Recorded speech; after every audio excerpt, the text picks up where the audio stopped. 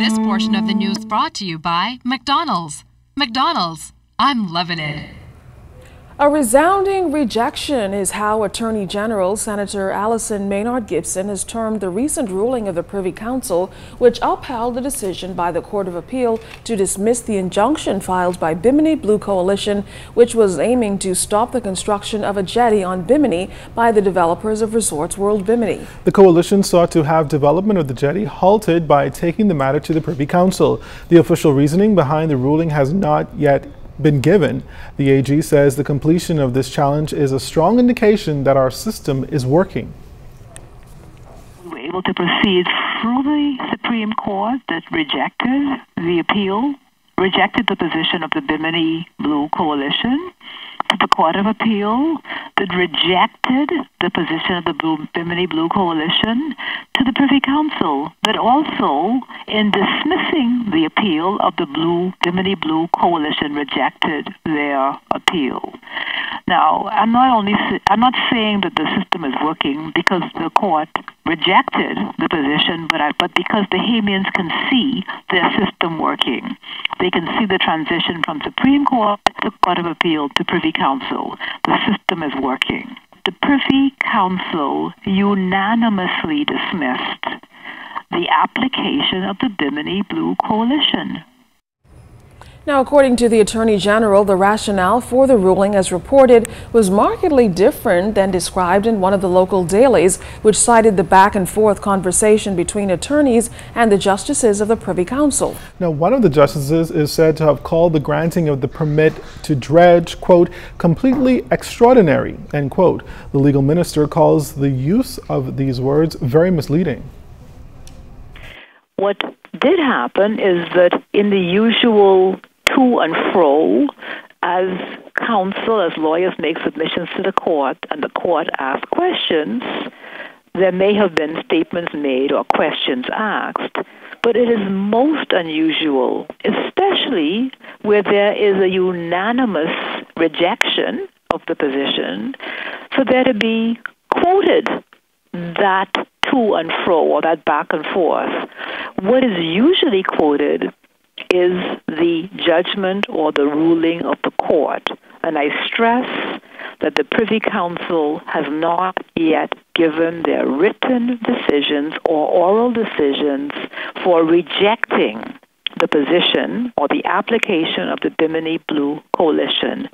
And I want to just add, it was a Privy Council sitting as a panel of 5. All 5 judges rejected the position of the Bimini Blue Coalition. Bimini MP Obi Wolshcombe is questioning the motive behind the injunction. And so when people try to stand in the way of progress because it's all good political fodder, but that's all it is. Because I didn't hear when they were talking about some other projects around here, I ain't hear nothing from them. Not a word. But all I see is these little games. In other news tonight, an American man was charged in the magistrate's court today on an ammunition charge. Jiminy Swain was in court and has all the details tonight from the proceedings. A 42-year-old American man made his first appearance in the South Street Magistrates Court Tuesday. Matthew Mayfield of Ocean Spring, Mississippi, was charged with the sole count of possession of ammunition. It's alleged that he possessed 6 live rounds of .45 ammunition. Magistrate Andrew Forbes presided over the case. Mayfield pleaded not guilty to the charge. He was represented by Queen's Counsel Thomas Evans. Prosecutor Ursula Dorset did not object to bail being granted to the accused. Mayfield was granted $5,000 cash bail. He's expected to return to court on July 3rd. Failing to do so, the cash will be confiscated and a warrant of arrest issued. Jiminy Swain, ZNS Network News. A man accused of having sexual intercourse with his mother took the witness stand in his own defense today. We can't identify him because of the sensitive nature of the case. He testified today that he is not guilty of the charge, telling the court that he had no knowledge of committing the offense for which he's accused. He also testified that he never had thoughts of having sex with his mother.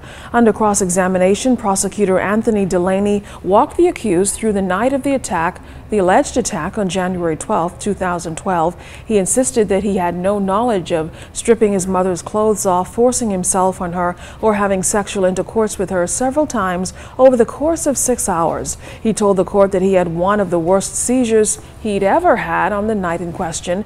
Delaney asked him if he was telling the court that his seizure lasted for 6 hours. To that he responded he had no knowledge.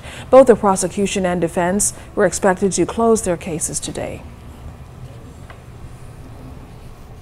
Well, still ahead for us tonight, ever thought about homeschooling? Coming up, this story just may convince you to give it a try. This portion of the news was brought to you by McDonald's. McDonald's, I'm loving it.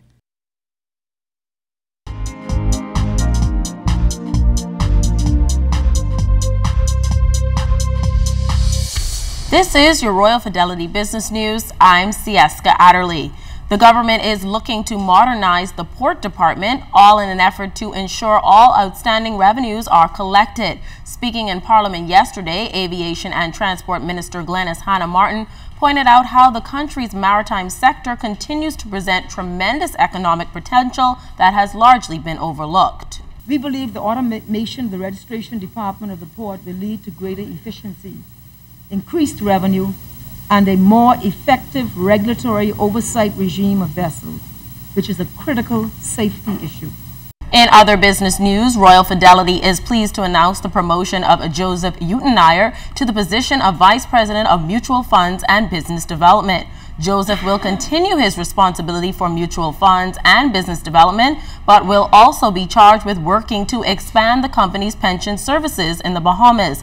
Joseph brings with him more than 10 years' experience in the offshore financial services industry and has written many articles on financial topics for local and international publications. And in international news, lower fares for flights helped to push the rate of inflation down to its lowest level in 4.5 years back in May. The Consumer Prices Index fell to 1.5% in May compared with 1.8% in April. It is the 6th consecutive month that inflation has been below the Bank of England's 2% target. A fall in food prices also helped drive down the rate of inflation. This has been your Royal Fidelity Business News. I'm Sieska Adderley.